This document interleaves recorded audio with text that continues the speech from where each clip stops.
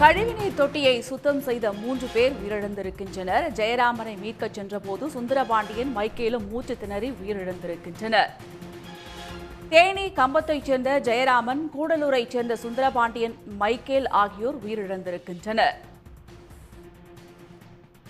இதுபற்றிய மேலும் விவரங்களை தருகிறார் நமது செய்தியாளர் சதீஷ்குமார். சதீஷ்குமார், முழு விவரம். அதாவது தேனி மாவட்டம் கம்பத்தை சேர்ந்தவர் ஜெயராமன், சுந்தரபாண்டியன், மைக்கேல் ஆகியவர். இவர்கள் கேரள மாநிலம் கட்டப்பனையில் உள்ள ஒரு கூலி வேலைக்கு செல்வது வழக்கம். நேற்று கட்டப்பனையில் உள்ள தனியார் உணவகத்தில் கழிவுநீர்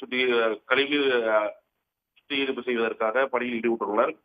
அப்போது அந்த குழிக்குள் இறங்கிய போது விஷவாயு தாக்கியதாக கூறப்படுகிறது. முதற்கட்டமாக இறங்கிய ஒரு நபரை மட்டும் விஷவாயு தாக்கி மயக்கமடைந்துள்ளார். அவரை மீட்பதற்கு மேலும் 2 நபர்களும் உள்ளே இறங்கியுள்ளனர். இதில் 3 பேருமே மயக்கமடைந்த நிலையில் உள்ளே இருந்துள்ளனர். இதனைத் தொடர்ந்து ஹோட்டல் உரிமையாளர் தீயணைப்பு துறையினருக்கு உடனடியாக தகவல் அளித்துள்ளனர். இவர்கள் தீயணைப்பு வீரர்கள் உடனடியாக சம்பவ இடத்திற்கு ஜேசிபி வாகனம் உதவியுடன் உள்ள கழிவுநீர் தொட்டியில் உள்ளே தோண்டிய போது 3 பேரும் இறந்துள்ளனர். அவரது உடல்கள் அனைத்துமே தற்போது மீட்கப்பட்டு கட்டப்பனையில் உள்ள அரசு மருத்துவமனையில் பிரேத பரிசோதனைக்காக வைக்கப்பட்டுள்ளது. பொதுவாக தேனி மாவட்டத்திலிருந்து தான் அதிகமாக பணிக்கு செல்வது, கேரளா மாநிலத்திற்கு பணிக்கு செல்வது வழக்கம். தற்போது இந்த கூடலூர் பகுதியைச் சேர்ந்த இந்த 3 நபர்கள் அங்கு பணிக்கு சென்றுள்ளனர். அங்கேயே தங்கி பணியை செய்ததாகவும் கூறப்படுகிறது.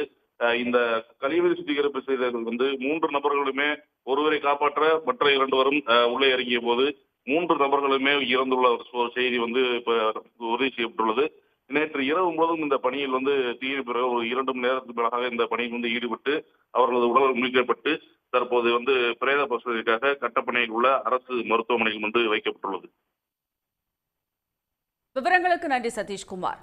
உடனுக்குடன் செய்திகளை தெரிந்து கொள்ள சன் நியூஸ் பெல் ஐகானை கிளிக் பண்ணுங்க.